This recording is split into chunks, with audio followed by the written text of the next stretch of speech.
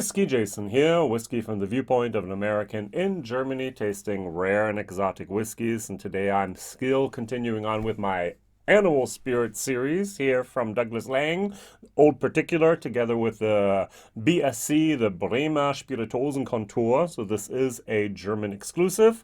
So the Glenrothes was a little bit plastic in the taste of the sherry, not really mine. The Koile, even though I'm not a peat head, was amazingly good. Bowmore will be our next bottle, which I will do tomorrow. And so we're left with something here from a silent distillery, Port Dundas, a single grain Scotch whiskey, 16 years of age.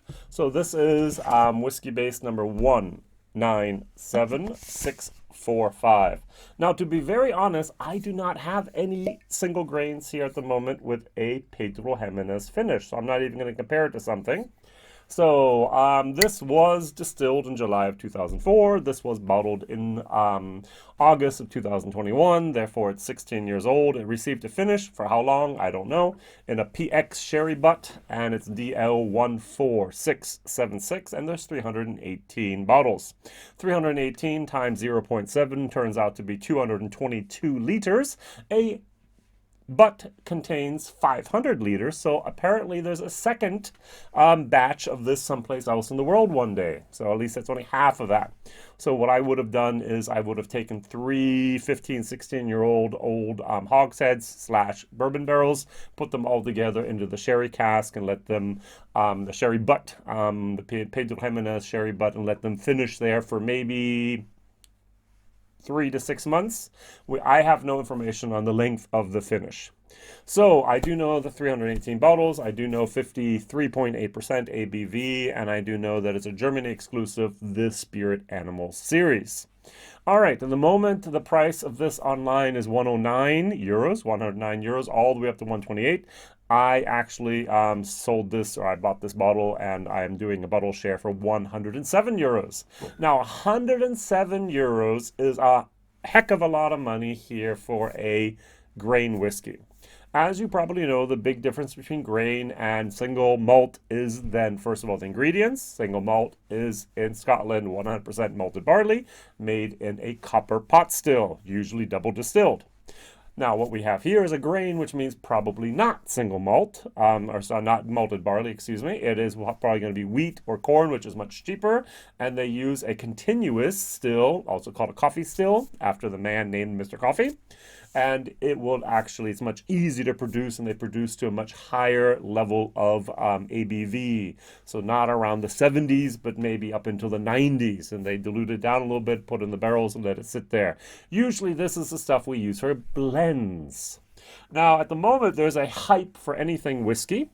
And so why not take a silent closed distillery, take one of the barrels, finish it, and sell it for an exorbitant amount of money.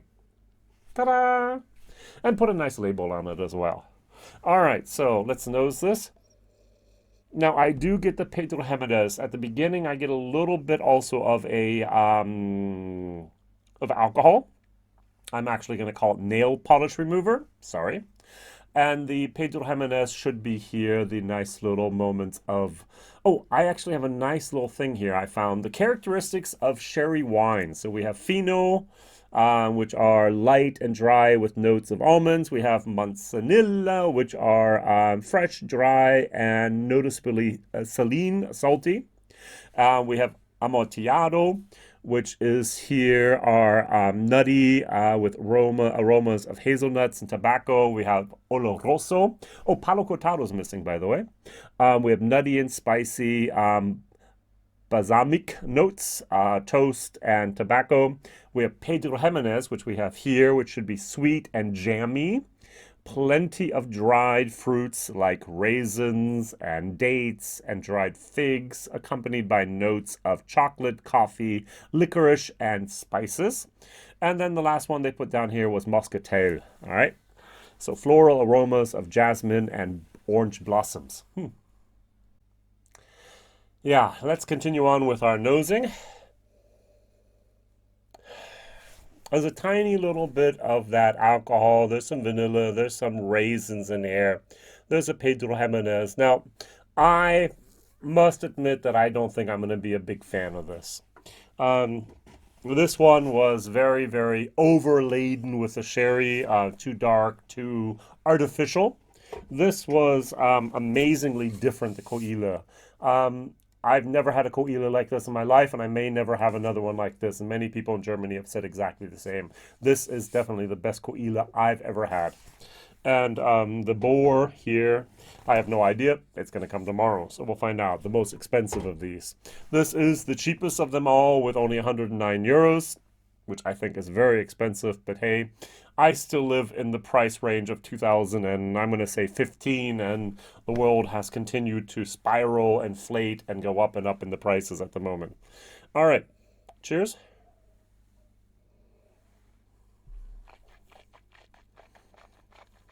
Mm-hmm. Would I identify this as a grain? I think so. I would be confused because it's like, I don't think I've ever had a grain finished in a Pedro Jimenez cask before. Now, there is a nice vanilla creamy moment. And then that Pedro Jimenez cask kicks in. Those raisins, the figs, the dates, yummy. But then, and this is the same thing I had a lot with my old Cooley juice that I had in Ireland a lot, is that the old cask, that bitterness, that tiredness of those old um, casks, that old wood just kicks up and gives you a bitter moment, which is just ruining or just ruins the finish. So it's like, okay, that's maybe actually a 3 plus. Oh, I like the Pedro Jimenez, maybe even a 2 minus, by 2 minus. I'm sorry, so 3 plus is a C plus, B minus. Forgive me, I thought German, not English. And then it's like, oh, D. And the problem is that for me, the ranking of a whiskey, if I rank a whiskey, the nose is important. The first impression is important. That mouthfeel is important. But the finish is the most important, because I normally swish around a whiskey for 5 to 10 seconds, but a finish can be 5 to 10 minutes. Now, that's a long finish, but 3 to 5 minutes would be a typical good finish here. A good mouthfeel, a good, wonderful remains, that echo in your mouth that goes on and on and on. And this is just like, almost stop it, time out. I want to drink something else because it's not good. That old, tired wood just shines through. So what I thought happened here, or what I think happened here, is basically they had maybe 2, maybe even 3 old, tired hogsheads, barrels of Port Dundas single malt, single grain. Normally it would have been just used for a blend. So you put that into a 16-year-old blend, and it just works perfectly. It's beautiful. But at the moment, what do you get for a single blend cask? You get the bottle. You're going to get 800 to 1,000 euros. Just one of my guesses. All right. Now, if you do this and you actually take the 300 bottles and you times it by 300 times 100. So, wow, I should be able to do this in my head. You're getting 30,000 euros. So, 1,000 euros in the blending industry, maybe, let's go for 3,000, but that's a lot. Or 30,000, 10 times as much. Yes, you have to deduct taxes, you have to deduct VAT, you have to deduct excise taxes and so on. But the same thing with the blend as soon as you sell it as well. And so, it's much, much more interesting for a label, Old Particular, Douglas Laing, Bremen Spirituosenkontor, BSC, to actually put this out on the market and hope that there's enough people that would just go with this. All right, 4 different bottles. We buy all 4, where we share them off, show them off, we share them, and so on. But there's really, really that bitterness still on my palate here. Think grapefruit peel bitterness. Yeah. All right, adding a little bit of water. The alcohol is not the problem. The problem is basically the old casks here.